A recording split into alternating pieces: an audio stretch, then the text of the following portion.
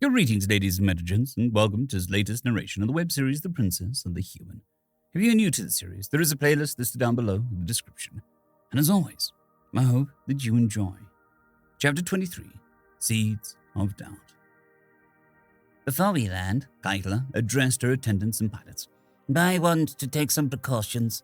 While we are on Honda, I'll do the talking. And I mean all the talking.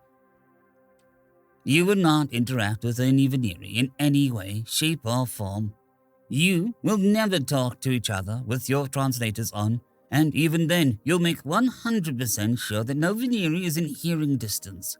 If you are ever in a situation where interaction is inevitable, you will only say the bare minimum of what is necessary, and then end said interaction. Is that clear?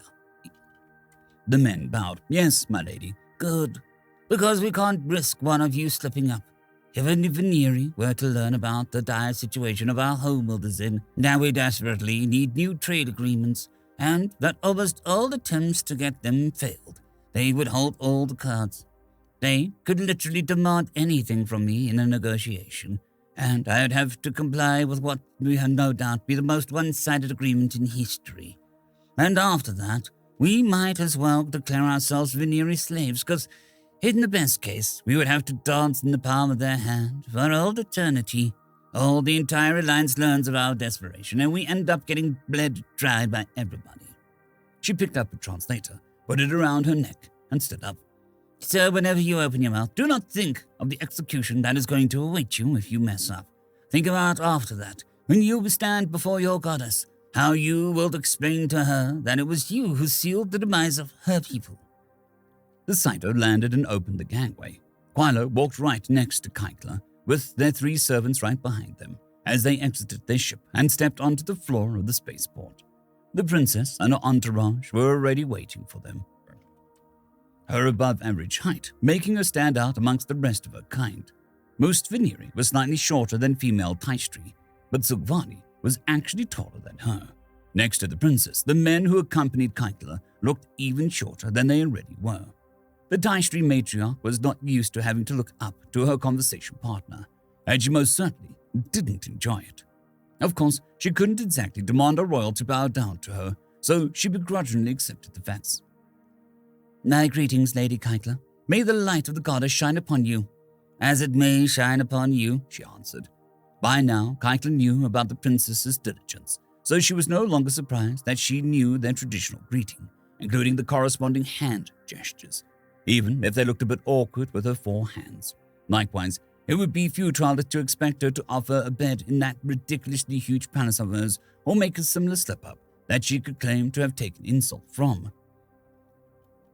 We have prepared a cottage for you to stay in, as well as a shuttle to get around. Feel free to take your time to make yourself at home. Once you are ready, I'll expect you for the last meal at the Star Palace. We prepared a wide variety of food, including the Vetus, as is tradition. She took a step back and was now standing behind the 2 maids flanking her, females who were servants were amongst other things the matriarch would probably never get used to, no matter how many alien cultures she visited. These are Kyla and Savara. They will attend to your needs for the duration of your stay. Should you require more, just ask. Keila's tail twitched slightly as she heard the name Kyla.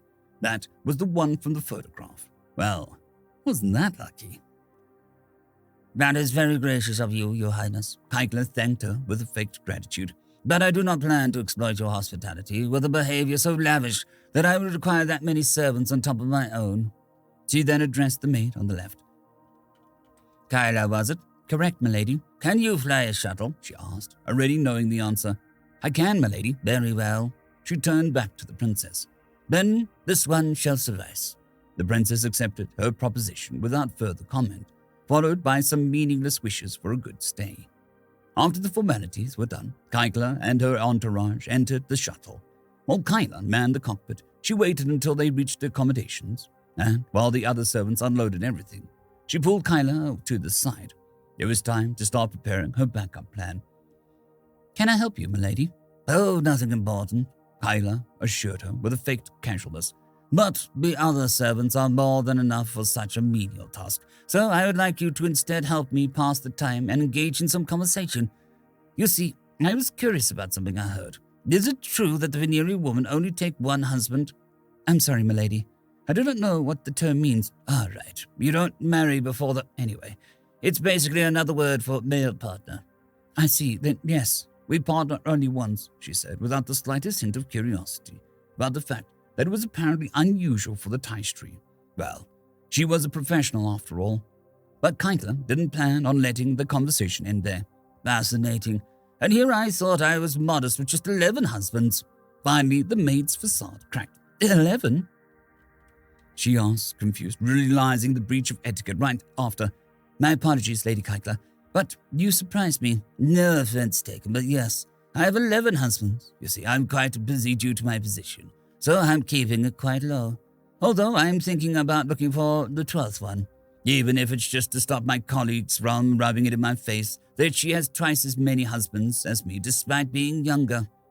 Is it normal for women to have 20 partners? Apologies, I mean husbands.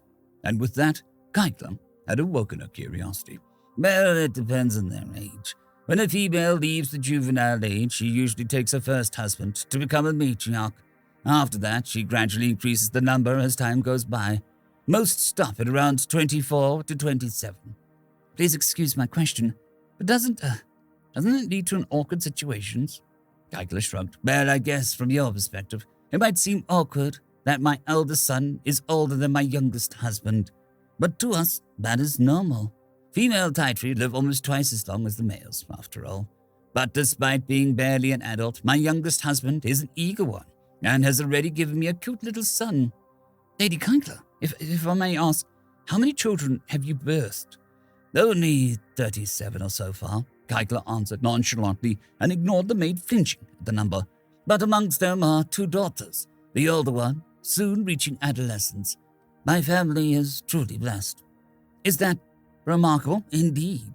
Usually one is considered lucky if there is one daughter amongst 50 sons. That is why a daughter is both the goal of the greatest treasure of each family. But I have 2. It is as if the goddess herself is watching over me. But enough about me. What about your family? How is it to partner only once? The maid's gaze fell. I'm sorry, milady, but my partner died not long ago. Oh, no. My deepest condolences. What happened to him? He was a member of Her Highness Princess Agvani's guards. He fell when the ship was attacked a couple days ago. Yes. I heard about that attack. But I hope you can find peace in the knowledge that she died a hero. I am sure Her Highness had a good reasons to leave the secure route. I mean, she wouldn't just risk the people's lives for nothing, right? I apologize for making you remember this. Feel free to retreat for the day and collect yourself. Thank you, milady. The maid bowed and retreated to the servant quarters of the cottage. With this, the seed was planted. Pressing further would not help her for now. She needed to be patient, slowly nurturing the growing discontent with the princess. Satisfied, Keitel went back to the others, leaving her soon-to-be ally alone in her grief. End of chapter.